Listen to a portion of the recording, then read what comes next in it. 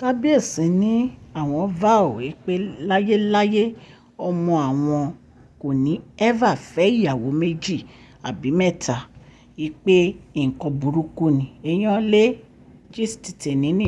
Ẹ̀yin èèyàn lé ẹ káàbọ̀ sí orí channel mi ò ṣe dáadáa ni mo bá yín. Èmi ọmọ yín Mashola ni mo kí yín káàbọ̀ sí orí ètò títèmi. Ṣé dáadáa ni mo bá yín, àwọn ará ilé ń kọ́? Tó bá jẹ́ ìgbà àkọ́kọ́ tẹ̀ ń darapọ̀ ni mo kí yín káàbọ̀ o. Mo dúpẹ́ lọ́wọ́ yín fún gbogbo support yín. Ẹ ṣáà tẹ subscribe button àti notification bell so that tí n bá ti post any gist ẹ máa rí. Orúkọ mi ni Mashola. Mo máa ń sọ̀rọ̀ nípa celebrity gist àti royal gist. To my old subscribers, I say thank you and welcome back to my channel. And to my new subscriber, you are welcome. Please subscribe, share and like this video. God Almighty will bless you. Ẹ̀yin èèyàn lé gist tèmi. Kabiyesi ní àwọn vow àwọn ṣe ìlérí wípé láyéláyé ọmọ àwọn kò ní ever fẹ́ ìyàwó kan méjì tàbí mẹ́ta. Àwọn ò ní jẹ́ kó jẹ́ oníyàwó púpọ̀. Ẹ̀yin èèyàn lé Kabiyesi, ẹ mọ̀ pé wọ́n lọ back and front láti lọ bá Queen Naomi sọ̀rọ̀ nípa pé kí wọ́n fún àwọn ní time díẹ̀ láti fi settle ọ̀rọ̀ àwọn olórí. Wọ́n ní Queen Naomi yarí o, wọ́n ní rárá o, divorce yẹn làwọn fẹ́. Wọ́n ní gbogbo àwọn èèyàn tí Kabiyesi ti lè feel pé wọ́n lè bá Queen Naomi sọ̀rọ̀ ni wọ́n ti gbé lọ síbẹ̀ láti bá Queen Naomi sọ̀rọ̀. Wọ́n ní Queen Naomi ò gbà. Ẹ jẹ́ ká jọ máa gbọ́ gist tèmi. Ní ará ilé ẹ ṣáà mọ gbọ̀n nǹkan tá à ń sọ lórí ọ̀rọ̀ àwọn olórí yìí. Látìgbà tá a ti bẹ̀rẹ̀ ijó àwọn olórí yìí tí Kabiyesi ní kán kúrò ní palace pé kán lọ wálé káwọn rà fún wọn tí wọ́n takú tí wọ́n lọ. Queen Naomi dẹ̀ sọ pé àwọn ò lè bá ìyàwó kankan gbénu palace.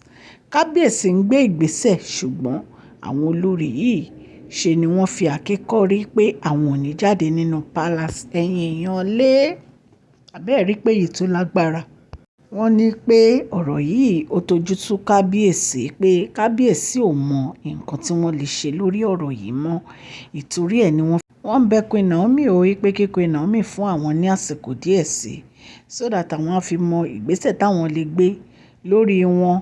Èyí tó jẹ́ pé wọ́n tiẹ̀ tún gba Queen Naomi níyànjú pé bóyá kí wọ́n lọ sí Canada pẹ̀lú ọmọ. Queen Naomi láwọn ò lọ sí Canada. Àwọn ò lè sáfù lórí kọ́kọ́ torí àwọn ò bẹ̀rù anybody.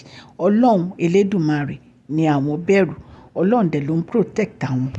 So ọ̀rọ̀ yìí ó ka Kabiyesi láyà. Wọ́n bẹ Queen Naomi o pé kí Queen Naomi fáwọn lásìkò díẹ̀ sí wípé torí kò easy láti gbé ìgbésẹ̀ tó lágbára báyẹn pẹ̀lú àwọn olórí, wípé àwọn ò dẹ̀ dákẹ́ lórí ọ̀rọ̀ yìí. Wọ́n ní ọ̀pọ̀lọpọ̀ àwọn ènìyàn ló ń sọ pé àwọn fẹ́ cheat Queen Naomi ni, àwọn yan Queen Naomi jẹ ni. Wọ́n ní kì í ṣe bẹ́ẹ̀, pé àwọn yan Queen Naomi jẹ, àwọn ò dẹ̀ máa treat Queen Naomi.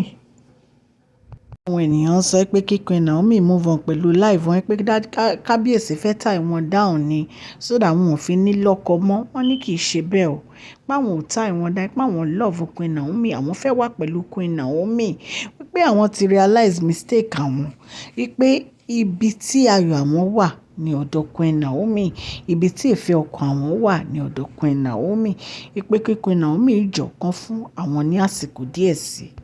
Wọ́n rọ Queen Naomi o wípé kí Queen Naomi bá wọn fi ọwọ́ sowọ́pọ̀ so that àwọn á lè gbé ìgbésẹ̀ yìí, wípé àwọn nìkan ò lè dá ọ̀rọ̀ yìí yanjú tí Queen Naomi support àwọn lórí ọ̀rọ̀ yìí, pé kí wọ́n jọ̀ọ́ kí wọ́n fi yèdénú, kí wọ́n má bínú, wípé àwọn mọ̀ pé à ń ka oṣù à ń ka ọjọ́ lórí ọ̀rọ̀ yìí. Wípé ṣùgbọ́n àwọn fi dá wọn lójú pé láìpẹ́ láì jìnnà gbogbo ọ̀rọ̀ yìí ó máa níyànjú. Gbogbo àwọn èèyàn ló ń sọ pé kí Queen Naomi lọ divorce, kí Queen Naomi lọ divorce. Bẹ́ẹ̀ náà dẹ̀ làwọn èèyàn míì tún sọ pé kí Queen Naomi ní sùúrù kan wò tọ̀wọ̀ ọmọ tó wà lọ́wọ́ wọn, wípé kó má gbé irú ìgbésẹ̀ báyẹn. Ṣùgbọ́n Kabiyesi kí lẹ̀yin gan fẹ́ ṣe lórí ọ̀rọ̀ yìí? kí lẹ fẹ́ ṣe lórí ọ̀rọ̀ yìí torí ẹ ti ń dákẹ́ lórí ọ̀rọ̀ yìí jù. Ẹ gbé ìgbésẹ̀ tó yẹ kẹ́ ẹ gbé. Tó bá jẹ́ pé ẹ máa fún àwọn olórí ẹ máa divorce wọn ní ẹ go ahead kẹ́ ẹ divorce wọn. Tó bá dẹ̀ jẹ́ pé ẹ lè divorce wọn bóyá ẹ̀ ń deprive nǹkan kan nínú ayé wọn, ẹ fi Queen Naomi sílẹ̀ jẹ́ kán máa lọ láyọ̀ àtàlàáfíà nítorí pé ọ̀rọ̀ yìí ó ti tojú sú everybody. Ọ̀rọ̀ yìí ti tojú sú everybody. Torí èmi ò mọ nǹkan táwọn olórí yẹn ń ṣe ń palace tẹ̀lé divorce wọn. Tẹ́ bá mọ̀ pé ẹ̀ love wọn, ẹ̀yin lẹ́ ń sọ nísìn pé ẹ̀ love wọn, pé Queen Naomi nìkan lẹ́ love allegedly bá ṣe gbọ́. Tó bá jẹ́ pé ẹ̀ love wọn, ẹ jẹ́ kó move on pẹ̀lú life wọn. Èyí tí ẹ bá feel pé ẹ lè fẹ́ síta, ẹ fẹ́ síta tó bá gbọ́ràn sí yín lẹ́nu. Èyí tí ò bá dẹ̀ gbọ́ràn sí yín lẹ́nu, ẹ jáwé divorce fún wọn, ẹ jẹ́ kó máa bá tiwọn lọ. Because wàhálà yìí ti ń pọ̀ jù. Ọ̀rọ̀ yìí dẹ̀ ti ń pẹ́ jù láti bí ọdún méjì láti wà lórí ọ̀rọ̀ yìí. Ó yẹ kó sú Queen Naomi náà. Ó yẹ kó sú wọn. Ṣùgbọ́n Queen Naomi ẹ ní sùúrù. Ní agbára Ọlọ́run gbogbo ẹ̀ máa yọrí sí rere. So gist yìí la gbọ́. Ta ní ká mú wá fún ẹ̀yin aráalé. Mo dúpẹ́ púpọ̀ lọ́wọ́ gbogbo yín tẹ̀ ń gbọ́ mi o. Èmi ọmọ yín Máṣọ́lá ni o. Ní agbára Ọlọ́run òkè òkè ní ọlá yín á máa lọ o. Ọlá yín ò ní lọ ìsàlẹ̀ láíláí. Ẹ share, ẹ like, ẹ subscribe. I really appreciate you and I love you. God bless you. Thank you so much.